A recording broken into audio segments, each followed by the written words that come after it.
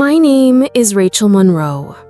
I'm 34 years old, and on Christmas Eve last year, I was lying in a hospital bed at Austin General, holding my stomach with one hand and my phone with the other, both trembling.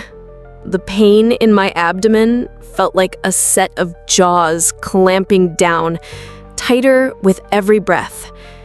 The doctor had just said the words, possible internal rupture and immediate surgery. I was alone. Well, except for my 2-year-old twins, Noah and Lily, who sat on the floor playing with building blocks as quietly as toddlers possibly can. I didn't want to scare them. Then the screen lit up. FaceTime. Mom. I shouldn't have answered, but I did. And the second her face appeared, sharp and tight with makeup, she shouted, "Don't you dare ask us to cancel our plans again. We've had these Andrea Bocelli tickets for months." Her voice echoed through the room, bouncing off the sterile walls. I flinched. So did Noah. The nurse glanced over, startled. I managed, "Mom, I'm being prepped for surgery. They said I could..." But she cut me off. "You're always so dramatic, Rachel. This is what you do. You create chaos and expect everyone to jump." The absurdity was almost funny if it didn't feel like a blade between my ribs. My father's face joined hers on the screen. "You've become a real burden," he said, flatly, adjusting the lapel of his dinner jacket. "We're retired. We've earned the right to enjoy our lives." No mention of Noah and Lily. No, "Are you okay?"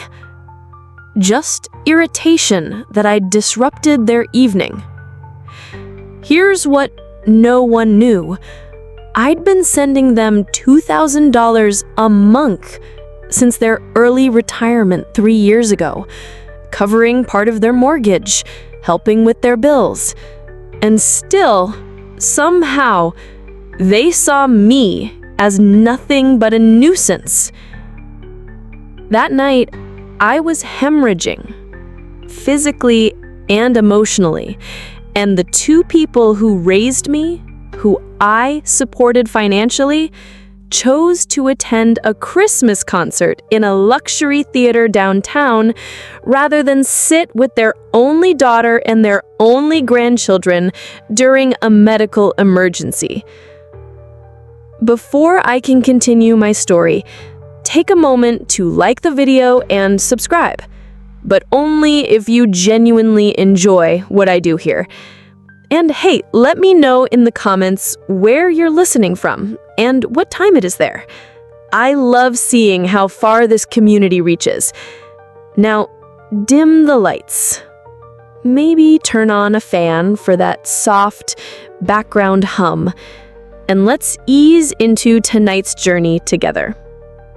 I was raised in a house with cathedral ceilings and matching family sweaters. Everyone said we were the perfect family, the Monroe Christmas card family. We threw the best neighborhood parties, smiled wide for church, and my mom ran every PTA event like it was a press tour. But behind closed doors, it was different. If it didn't center around my younger sister Claire, it wasn't celebrated. Claire was the pianist, the pageant queen, the shining star. I was the helper, the background noise. When I got into UT Austin on scholarship, no one came to tour the campus with me. But when Claire landed a local modeling gig, we rented a limo. Still, I kept trying. Even after James died, my husband, my anchor, I kept sending the money. I kept making excuses. I told myself this is what daughters do. But lying there that night, bleeding inside, I finally saw it. The truth. They were never really my safety net. I was theirs. The nurse had been quiet through most of the call. Megan, her name tag said. Soft auburn braid, no-nonsense eyes. But there was something in her voice that reminded me of my friend Lauren, the one who brings extra juice boxes for everyone's kid, not just her own. Megan had that kind of calm. When my hand dropped from the phone and my mother's voice vanished with a swipe, Megan gently squeezed my shoulder. "Do you have anyone else who can help with the kids?" she asked. Not pitiful, not judgmental, just practical. I shook my head. Their father died 6 months ago, car accident, and I've tried calling everyone I could. My parents were the last option. Megan nodded slowly, processing that. I know someone. She used to work trauma cases with kids, a private nanny now. Olivia, or actually, she goes by Tara now. Let me call her. She's good people. I almost said no. It felt intrusive, needy. But then I looked at Noah, who was trying to fit a red triangle block into a square slot, and Lily, who had laid her head on her stuffed bunny, too quiet for her usual bedtime fuss. I had no choice. "Yes," I whispered. "Please." Within 30 minutes, Tara arrived, all in black, soft curls pulled into a low bun. She knelt beside the twins without hesitation and said, "Hi, Noah. Hi, Lily. I'm Tara. Want to show me your toys?" They looked at her, hesitant, but then Lily offered her bunny, Noah handed over his truck, and that was it. They had someone. I hadn't even realized how tight I'd been holding myself until that moment, like my entire body had been clenched for months and finally exhaled. The OR nurse appeared next, clipboard in hand. "Ms. Monroe, we're ready for you." My hands trembled as I signed the consent form. The fear hit then, sharp and sudden. What if I didn't make it? What if the last faces my kids saw were strangers in a hospital hallway? Megan noticed. "Do you want to leave something with them, just in case?" Just in case. God. I grabbed my phone again. This time, not to beg, to act. 2 messages. One to my bank, stopping the automatic transfers to my parents. The other, well, it took me longer to type that one. My thumbs hovered for a while, but I needed to do it. Effective immediately, I will no longer be providing financial support. My children and I deserve better than being your afterthoughts. Please do not contact me again. I hit send. And the moment I did, something broke loose inside me.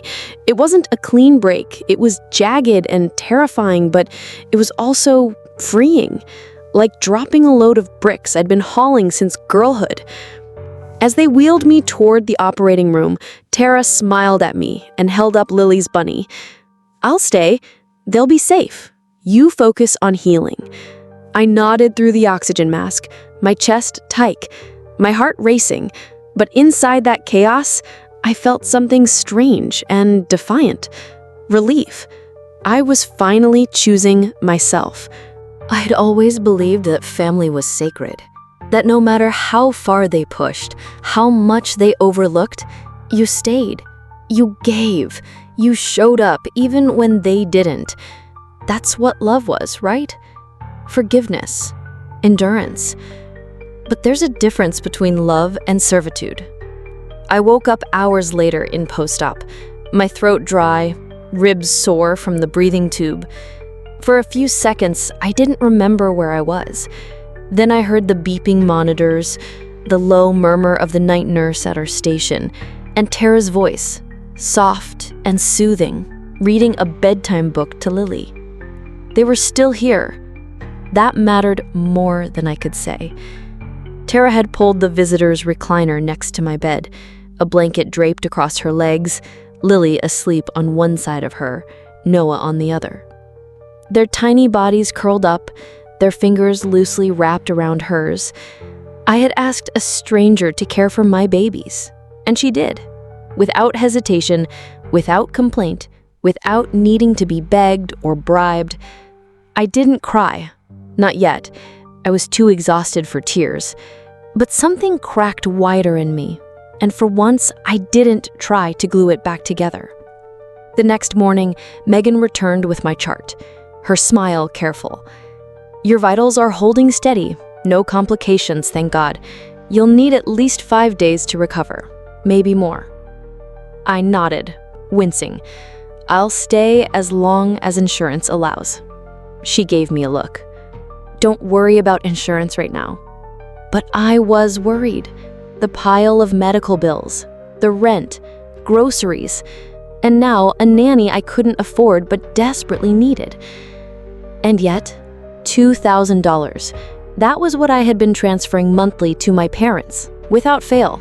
Rain or shine, grief or joy, dead husband or not. They got their money. They took their cruises, they bought their boat, and posted photos with captions like, "Retirement life done right." Meanwhile, I cut my own prescriptions in half to make them last longer.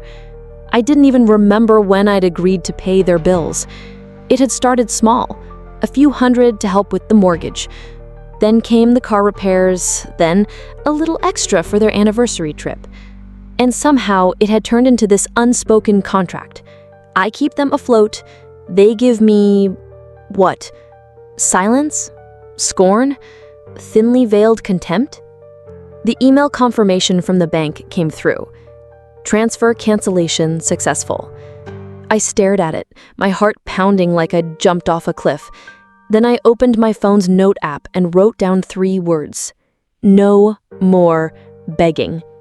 I needed that as a reminder because I knew this wouldn't end quietly. They were going to come for me. But I had changed something fundamental.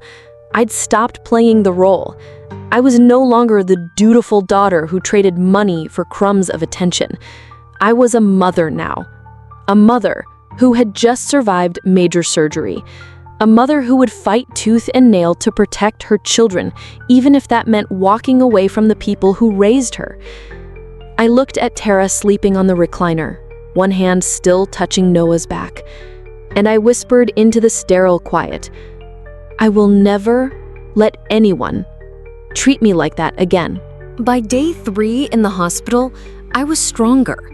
Well, stable enough to sit up and sip lukewarm broth while watching Lily try to braid Tara's hair and Noah roll his truck across the windowsill. The pain was dull now, managed by meds, but the emotional soreness, that was sharper than ever. I hadn't checked my phone since sending the final message to my parents, but when I finally did, it nearly slipped from my hands. 27 missed calls, 16 voicemails, dozens of texts, all from Mom, Dad, and Claire. I opened the most recent one first, from Dad. "You can't just cut us off like this. We've got a cruise booked next month. The tickets are non-refundable." I stared at it, rereading it 3 times. No, "How did the surgery go?" No, "Are you alive?" No mention of the twins. No concern for whether their daughter had lived or died on the operating table. I scrolled further back. Mom's were even worse. "Rachel, this is outrageous. You're punishing us for one mistake, after all we've done for you. Your father had to use our cruise fund to make the mortgage payment. We had to cancel dinner with the Hendersons." I wanted to laugh and scream and cry all at once. Their world was so insulated, so small. Their biggest tragedy was losing a luxury dinner reservation while I'd nearly lost my life. Then came the texts from Claire. "Hey, Mom and Dad told me you had a routine thing. Are you okay? They're freaking out about money. What's going on?" And suddenly the puzzle clicked into place. They had lied to her. I typed slowly, fingers trembling, not from weakness this time, but disbelief. I told her everything. The surgery, the pain, the call, the refusal, the silence, the final message I sent, every detail. She responded within minutes. "Rachel, I had no idea. I thought you were getting a checkup or something minor. I would have flown in. I would have watched the twins. I'm so sorry." I believed her. As strange as that sounds, Claire had never been cruel, just protected, sheltered in a golden bubble built by our parents. They told her what to believe, and she believed it because they wrapped her in praise and privilege. But now, that bubble had popped. She said, "They lied to me. I'm so mad I can't see straight. I'm coming down this weekend if you're up for it." I stared at those words. Coming down, voluntarily. No guilt trip, no agenda. And I felt it. A tremor of something unexpected. Hope. Because sometimes, when the light hits just right, even the most twisted roots can grow in a new direction. But I didn't get to linger on that thought. My phone pinged again. "You owe us an explanation," my father wrote. "This is financial abandonment." I stared at that phrase. Financial abandonment. Like I was the employer. Like they were entitled. I typed out a reply, but didn't send it. Instead, I blocked their numbers. Not because I was angry, though God knows I was, but because I'd finally understood something essential. You can't heal in the same environment that made you bleed. And they weren't calling to understand. They were calling because they were losing their lifeline, their ATM. I wasn't that anymore. I was something else now. A mother. A protector. A woman learning how to survive without apology. Claire showed up that Saturday in jeans, an oversized hoodie, and no makeup. A rare sight for someone who once wouldn't go to brunch without contouring. She brought a canvas grocery bag with a Tupperware tower of soup, protein bars, and toddler snacks. When she saw me, she hesitated. I didn't know how to... are hugs allowed? She asked, voice low. I nodded. She hugged me like she meant it. It was awkward, but real. She didn't tiptoe around what happened. We sat on my lumpy couch while Tara took the twins to the park. I had a heating pad across my abdomen and a half-drunk ginger ale in my hand. Claire sat on the floor, back against the ottoman, looking small in a way I'd never seen her. They told me you were exaggerating, that it was an outpatient thing. They made it sound like you just wanted attention. I said nothing. I believed them, and I hate that I did. That was the moment I could have said, "Well, you always did." I could have laid out every resentment I buried for decades. The birthday parties where I handed out favors while she blew out the candles.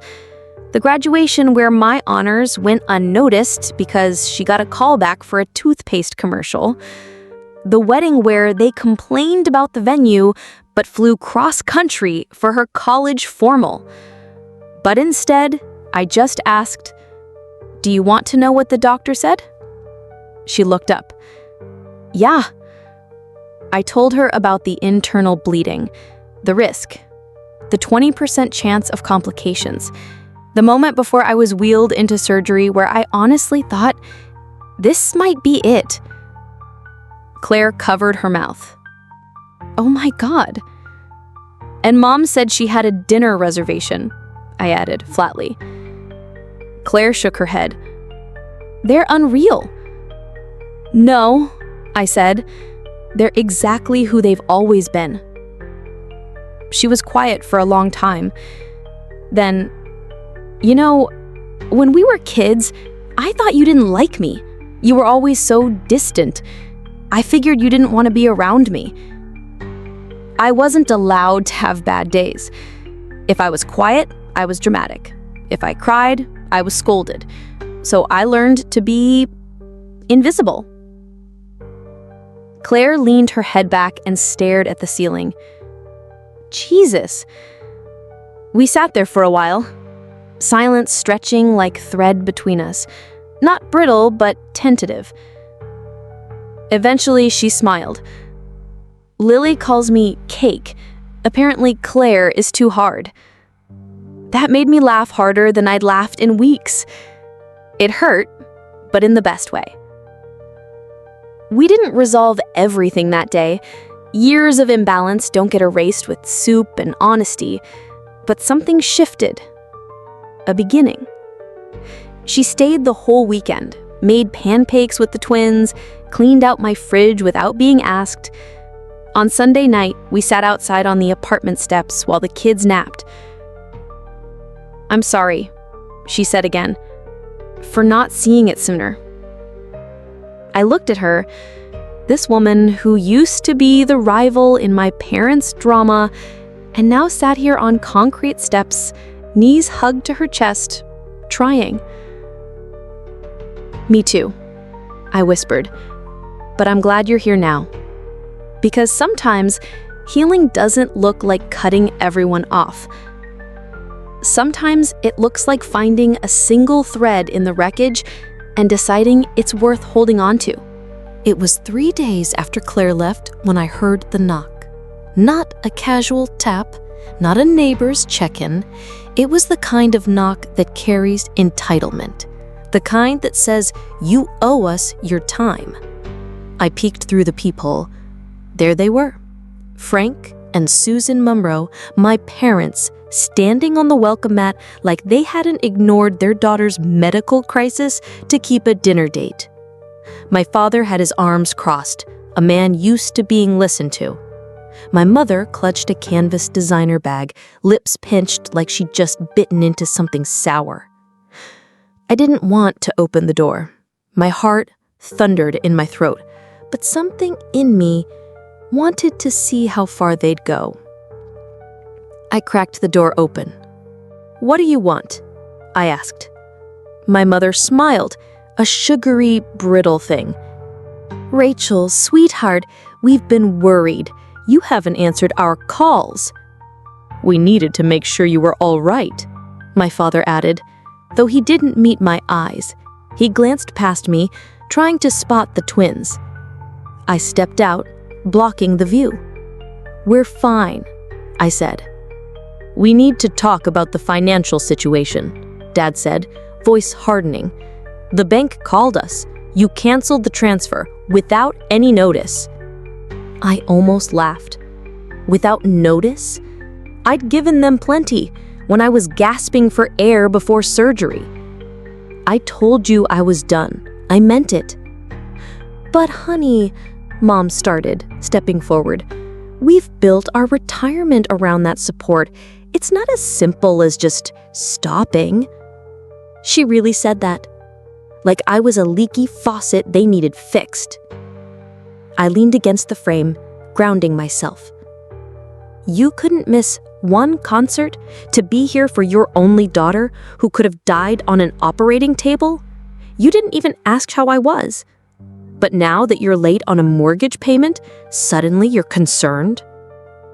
"That's not fair," Dad snapped. "You're overreacting." "No," I said, calm and low. "What's not fair is me funding your lifestyle while rationing my own medication.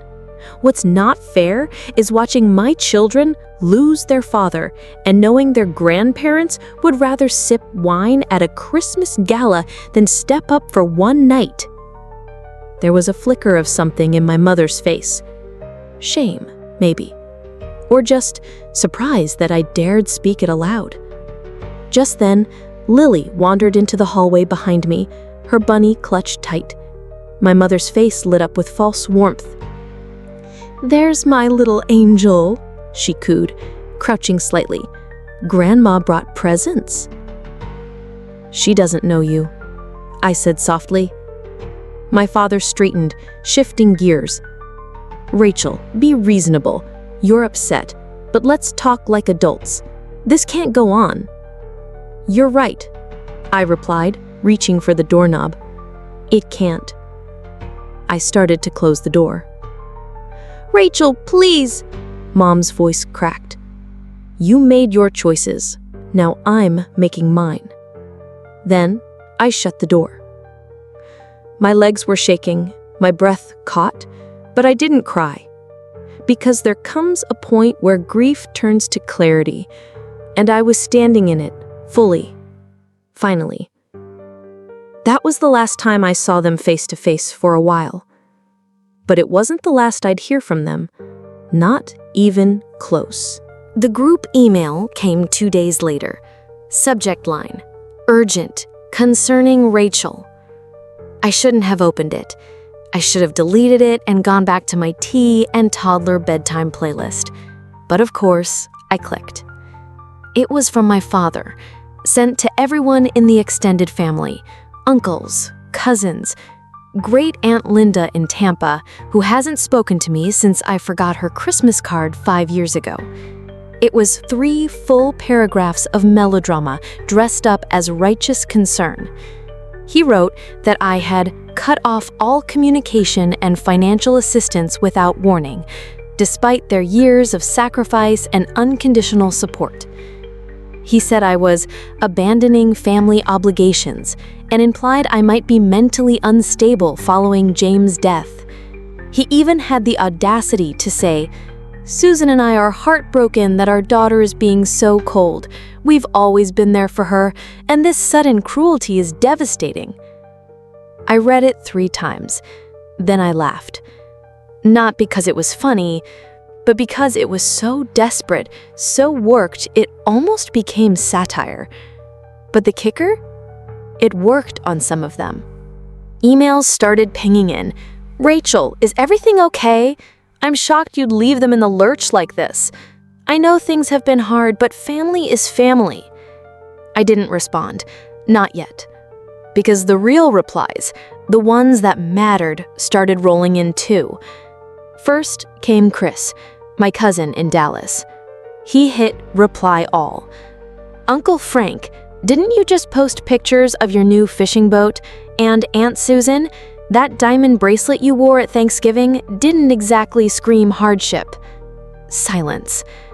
Then came another cousin, then a second cousin once removed. Then someone I barely knew, my mom's goddaughter, emailed me privately. "I heard you were in the hospital. Are you okay? Do you need anything?" My inbox became this strange battleground, half filled with judgment, the other half quietly shifting to my corner. The best part? Claire. She called me that night, furious. "They twisted everything," she said. "I just got off the phone with Dad. He said you've always resented him for retiring early." I snorted. "No, I resented him for making me feel like a disappointment since I was 13. Claire didn't laugh. "Rachel, you were right about all of it. I'm sorry it took me this long to see it." She helped me draft a reply. 1 message, just facts, no emotion. I hit reply all and sent, "I recently underwent emergency surgery due to internal bleeding. My parents refused to watch my children during this time because they had concert tickets. I am now focusing on recovery and my children. Please respect that." That was it. No adjectives, no heat, just truth. The silence afterward said more than the email ever could. People started backing off. A few even replied with apologies. Others simply stopped engaging, let my father's accusations float unanswered in the thread. I realized something then, something I hadn't fully believed until that moment. The truth doesn't need to shout. It just needs to exist. And mine did. It was messy, painful, imperfect, but it was mine.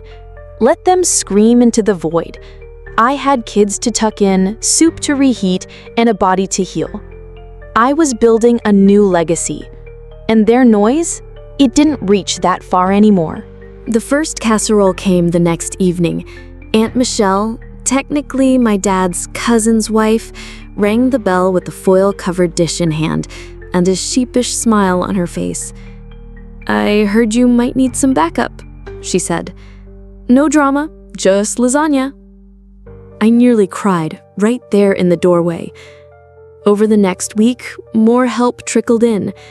A second cousin from Pflugerville offered to babysit 2 afternoons a week while I recovered. An old coworker from my graphic design days PayPal'd me $50 with a simple note: "Get coffee and something just for you." Even my neighbor across the hall, who I'd barely spoken to beyond polite hallway hellos, knocked with a bag of grocery essentials and said, "I raised 3 on my own. You've got this." None of these people owed me anything, and yet they showed up. The ones who didn't, that told me everything I needed to know. Claire came back again that weekend, this time with coloring books and new socks for the twins. She cleaned my bathroom without being asked. She fixed the broken hinge on my hallway closet. We had dinner on the couch with paper plates balanced on our knees. Lily fell asleep against her shoulder. Noah curled up beside me, his head on my thigh, little fingers wrapped in the hem of my shirt. "I thought I had to choose between them and you," she whispered. "You don't. But if you ever do again, choose the truth." Later that night, after the twins were asleep, I joined my first Zoom meeting with a support group for young widowed parents. Tara had sent me the link after overhearing one of my exhausted monologues about James, the way he used to do the bath time voices, the way he left the kitchen messy and called it organized chaos. I didn't say much during that first call. I mostly just listened. But hearing other people talk about the quiet ache of losing a partner, the strange guilt of needing help, the ways some people disappear when you need them most, it was like someone cracked a window in my chest. These strangers understood me better than my own parents ever had. One woman, Lauren, spoke about raising her son alone after losing her husband to cancer. Turns out she was a real estate agent. She messaged me privately afterward. "You ever think about moving to a place with a yard? Something peaceful, affordable?" I hadn't, but now I started to. And when I told Tara, she smiled. "I know a couple neighborhoods. Cedar Park's been good to a few single moms I've worked with." My world, which had felt so small, was quietly expanding. For so long, I'd been clinging to people who demanded everything and gave nothing. And now, here were people offering, without conditions, just because they cared, because they'd been there too. That's the thing no one tells you. The hole they leave behind isn't always meant to stay empty. Sometimes it makes room for something better. The envelope came on a Tuesday. No return address, but I recognized the handwriting immediately. My mother's dramatic looping script, like she was still practicing her junior league calligraphy from the 90s. I stared at it for a long time on the kitchen counter, unopened, next to a cold cup of coffee and a crayon-drawn rainbow Noah had taped to the fridge. Part of me wanted to throw it out without reading. The other part, the old part, still flinched at the idea of ignoring my parents. In the end, curiosity won. The letter was 3 pages long, handwritten, no perfume, no guilt-ridden Bible quotes this time, just ink on paper. The first line stopped me cold. "I've had time to reflect, and I realize I failed you." She didn't start with excuses. She didn't mention the missed concert or the canceled cruise. Instead, she talked about her own mother, how emotionally distant she'd been, how Susan had learned to perform love instead of practicing it. She wrote, "I see now that I was jealous. Jealous that you were strong enough to survive without me, while I've spent my life needing everyone's approval." She admitted to lying to Claire, to the family, to herself. She admitted that when I called from the hospital, she panicked, not because of my condition, but because she knew in that moment that I was pulling away for good. And I didn't know how to stop you without being cruel. It was not a perfect letter, She still talked about adjusting to the loss of my financial support, still referred to it as a disruption, which stung more than I expected. But she didn't ask for money, not once. She didn't ask for forgiveness either, just acknowledgement. She wrote, "I won't ask you to believe that I've changed, but I'm trying." At the end, she said my father had started seeing a therapist after a heart scare that sent him to the ER. Nothing fatal, high blood pressure and chest pain, but it had rattled them both. Enough to finally agree to counseling, family therapy even. She added, "Claire convinced us, and she says you're doing well. I hope that's true." I folded the letter and sat in silence for a long time. I didn't know how I felt. That's the truth. Part of me wanted to scream, "Too late." Another part whispered, "Maybe not." I showed the letter to Claire later that week. She read it twice. "They've been talking to writing you for a while," she said cautiously. "Dad fought it, said it wouldn't matter. But after the hospital thing and the debt stuff and me taking your side, something cracked open." I didn't answer. I didn't know if I believed it yet. Change is easy to fake when desperation kicks in. But real change, that takes time. That takes silence. That takes backing up words with behavior that's boringly consistent. But still.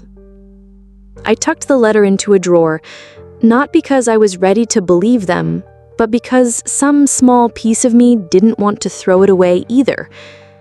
And maybe that was enough for now. 6 months after the surgery, I signed the papers on a 3-bedroom house in Cedar Park.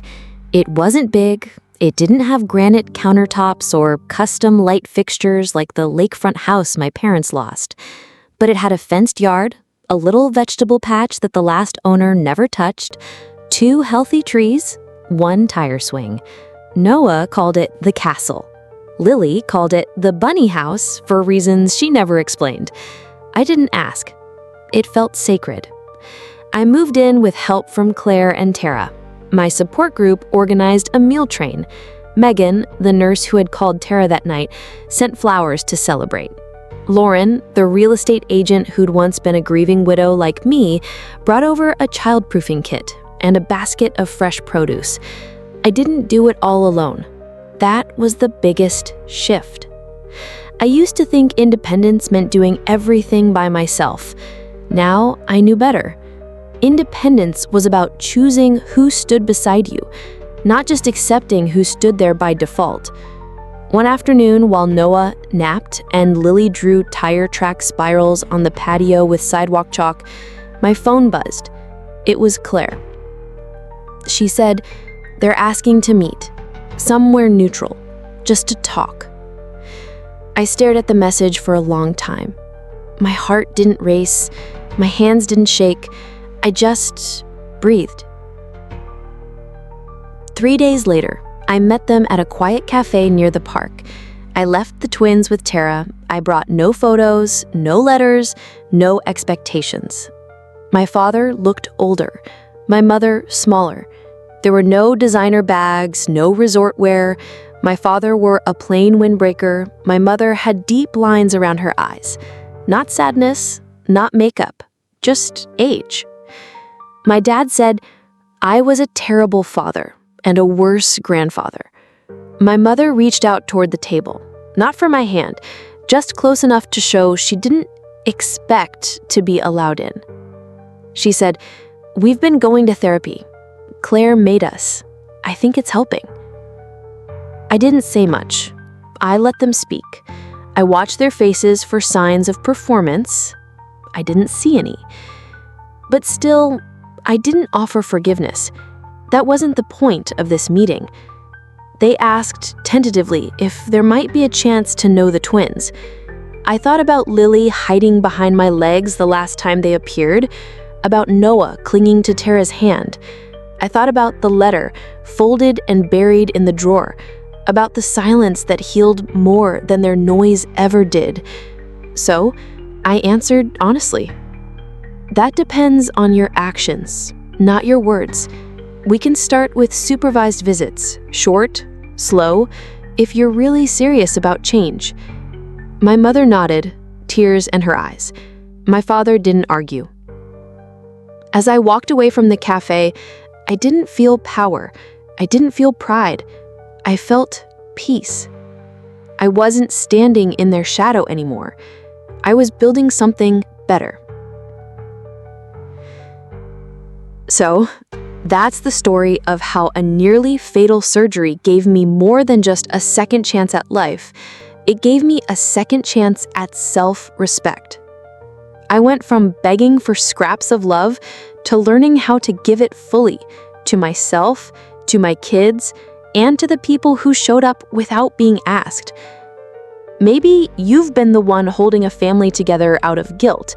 Maybe you've paid in silence for years of neglect, thinking that's what love demands. But love doesn't demand sacrifice without care. Love shows up when it's inconvenient. Love doesn't abandon you at your worst. Tell me, have you ever had to choose peace over people? Drop your story in the comments. I promise I will read every word. If this resonated, like, subscribe, or share it with someone who needs to hear it tonight. Sometimes, healing starts with a single no.